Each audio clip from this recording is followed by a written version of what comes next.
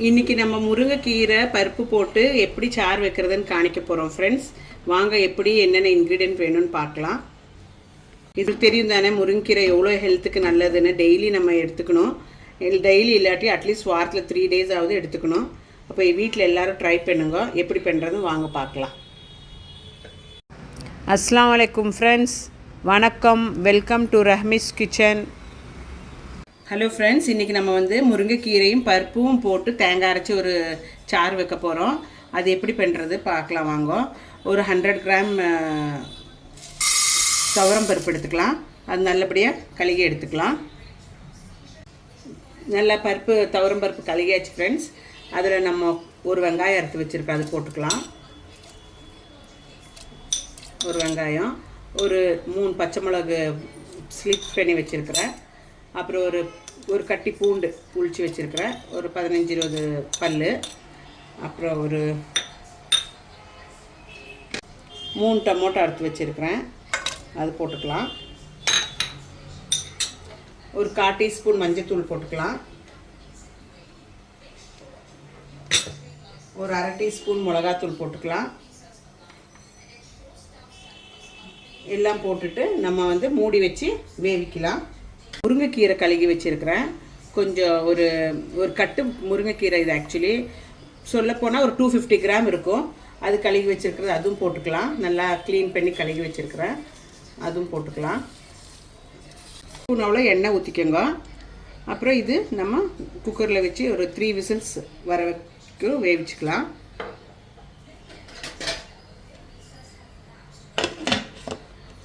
இது விசில் வர்றதுக்குள்ளே நம்ம தேங்காய் ரெடி பண்ணிக்கலாம்.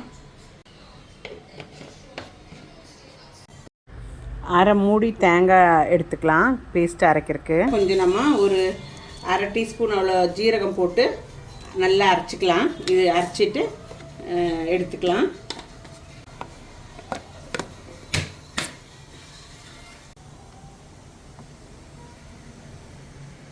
பாருங்கள் ஃப்ரெண்ட்ஸ், 3 விசில் வந்தாச்சு.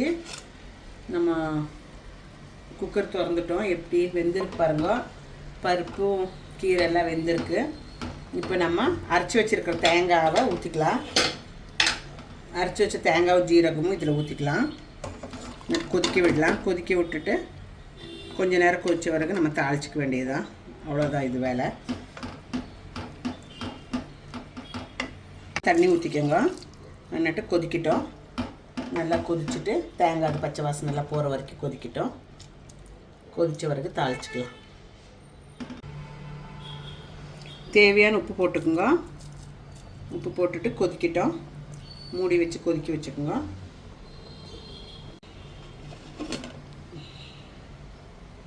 பார்க்கலாம்.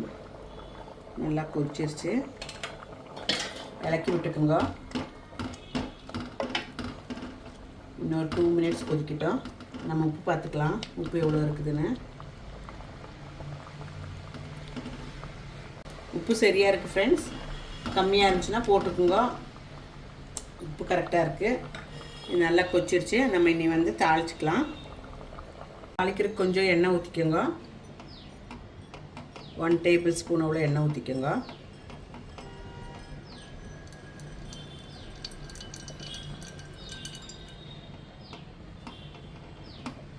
இது கடுகு போட்டுக்கோங்க.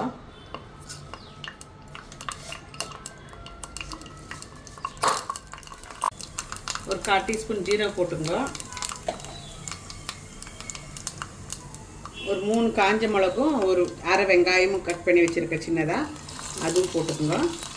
போட்டு நல்லா முறிஞ்ச வரைக்கும் நல்லா ஃப்ரை ஆன வரைக்கும் எடுத்து கொட்டிக்கலாம் சாத்தில்.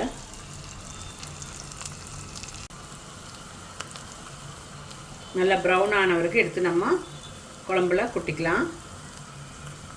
தாளிச்சது இதில் கொட்டிக்கலாம். பாருங்கள், எம்மையான முருங்கீரை குழம்பு ரெடி ஆகிடுச்சு. முருங்கீரை குழம்பு ரெடி ஆகிட்டுருக்கு. இது நீங்கள் சப்பாத்தி கூட, ரைஸ் கூட, எல்லாத்துக்கூடையும் சாப்பிட்லாம். ரொம்ப நல்லது. அண்ட் உங்களுக்கு எல்லாத்துக்கும் தெரியும் முருங்கீரை எவ்வளோ ஹெல்த்தியானதுன்னு. டெய்லி நம்ம உணவில் எடுத்துக்க வேண்டிய பொருள். டெய்லி இல்லைன்னா அட்லீஸ்ட் வாரத்தில் 3 நாளாவது முருங்கைக்கீரை நம்ம சாப்பிடணும். அவ்வளோ சத்துள்ள பொருள். ஸோ எல்லோரும் வீட்டில் ட்ரை பண்ணுங்க. ட்ரை பண்ணி இஷ்டம் ஆச்சுன்னா லைக் பண்ணி சப்ஸ்கிரைப் பண்ணி ரஹ்மிஸ் கிச்சனை ஷேர் பண்ணுங்கள். எல்லாருக்கும் முடிஞ்சவளோ எல்லாருக்கும் ஷேர் பண்ணுங்கள். தேங்க்யூ ஃபார் வாட்சிங் ரஹ்மிஸ் kitchen. See you, take care, bye.